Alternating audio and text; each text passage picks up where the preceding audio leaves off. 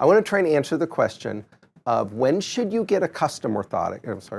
I want to try and answer the question, when should you get a prefabricated orthotic and when should you invest in a custom orthotic?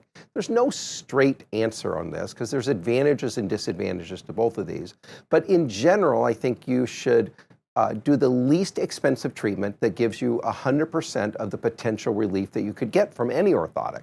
So there are a lot of very good prefabricated orthotics on the market, and I think it's very logical to start there.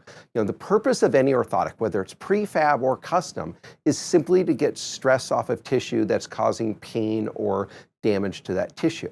So the first thing we want to do is use something that's going to take the stress off that tissue, and I think a prefab is a good way to start. Good prefabs are going to probably run you in the $40 to $60, maybe $70 range. Now, if you want a list of what our favorite prefabs are at the current time, go to the website and do a search for prefabricated orthotics. Now, however, custom orthotics can do a lot that a prefabricated orthotic cannot.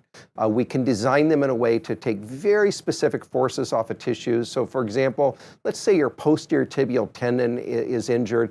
We can design that orthotic specifically to take tension off of that tendon. In addition, these custom orthotics tend to be made out of better materials, so they last much longer if they're well made. So they're going to cost more.